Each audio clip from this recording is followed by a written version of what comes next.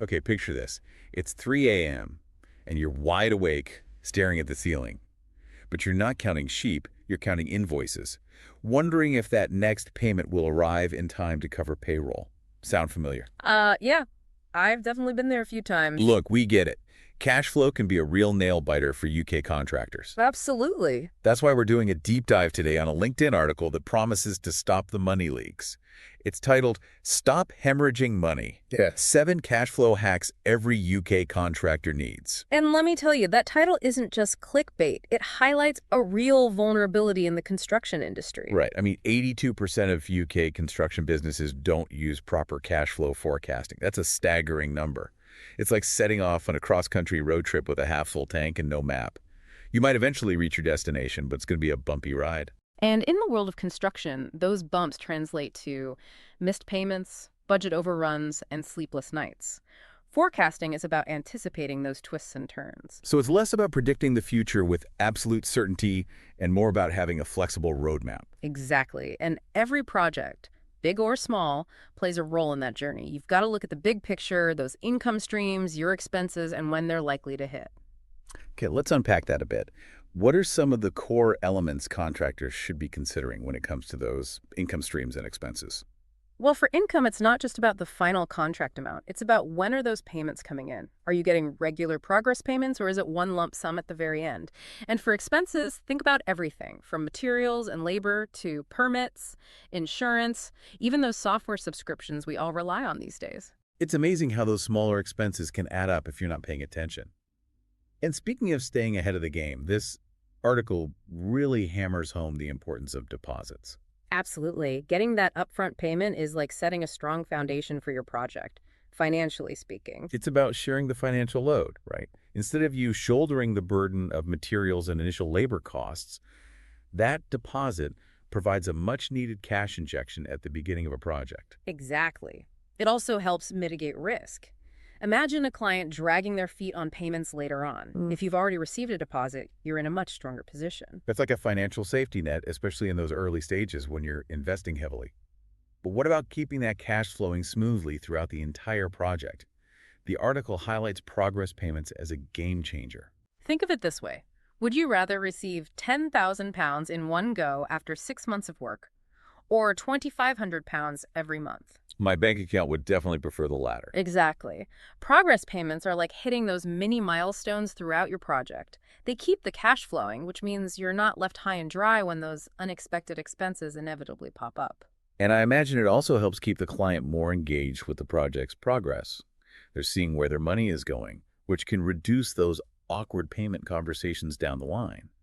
Now, speaking of navigating potentially awkward conversations, the article touches on something many contractors might shy away from negotiation. So many contractors, especially those new to the game, undervalue their power in the contractor-supplier relationship. It's easy to feel like you're at the mercy of suppliers, especially when you're starting out and need those materials yesterday. But here's the thing. Suppliers want your business just as much as you want their products or services. Don't be afraid to negotiate favorable payment terms, especially if you're a reliable long-term customer. It's about those relationships, building trust, and understanding each other's needs. And sometimes a simple conversation can make all the difference. Now let's shift gears a bit and talk about something that can make managing all this so much easier: technology. This article mentions accounting software, and I've got to say, it's a lifesaver for anyone tired of wrestling with spreadsheets. Let's be honest, spreadsheets are so 2023. Using the right accounting software is like having a virtual assistant for your finances. It automates so much, from tracking invoices and payments to flagging potential delays and generating reports. It's all about working smarter, not harder, right? And freeing up your valuable time to focus on what you do best, delivering incredible projects. Now, this article also dives into some visual tools that can be super helpful for understanding cash flow, starting with cash flow curves. Imagine a cash flow curve like the outline of a mountain range. You've got your peaks and your valleys. At the start of a project, you're typically in a valley, investing heavily in materials permits, maybe even some initial labor. Oof, yeah. That initial dip can feel like a steep drop. It can, But then as you reach those progress payment milestones, you start climbing back up, reaching those financial peaks. The goal is to have a curve that's more like rolling hills than a roller coaster ride. Right, we want to avoid those financial plunges. Yeah. Now, the article also mentions something called the S-curve, which sounds a bit more intimidating. Can you break that down for us? Think of the S-curve as a zoomed-in view of a specific project phase. Imagine you're building a house. The initial downward curve is like digging the foundation. Costs are adding up, but there's not much to show for it yet. Then, as you start framing the house and things take shape, the curve starts to level out. Okay, I'm starting to see it. Yeah. So the S-curve is giving you a more detailed view of the project's progress in relation to both time and cost. Precisely. It helps you track whether you're delivering value faster than it's costing you, which is where you want to be. But even with the most meticulous planning and forecasting, we all know that curveballs are inevitable. That's the nature of construction, right? It's Yeah. not always smooth sailing. Exactly. Unexpected costs can crop up, materials might get delayed, a client might even be late with a payment. These things happen. So what's the key to navigating those choppy waters? What do the articles suggest? Well, the article stresses the importance of being proactive. Don't wait for a problem to become a crisis. Exactly. If a client's payment is delayed, a friendly reminder email can work wonders.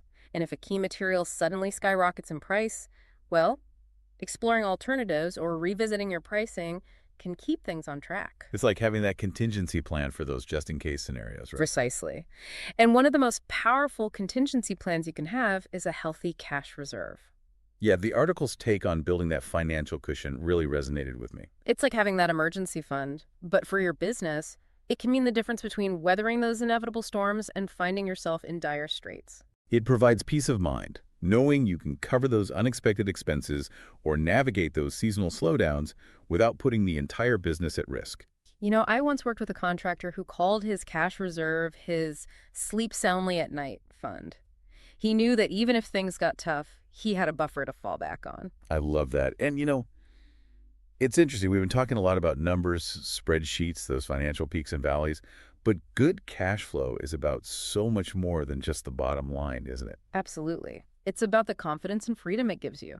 With solid cash flow, you can take on bigger projects, invest in your growth, even explore new opportunities that might have felt too risky before. It's about turning those 3 a.m. anxieties into dreams for the future of your business. Couldn't have said it better myself. Well, I feel like we've barely scratched the surface of this topic, but hopefully you're walking away with some valuable insights and practical takeaways to boost your cash flow.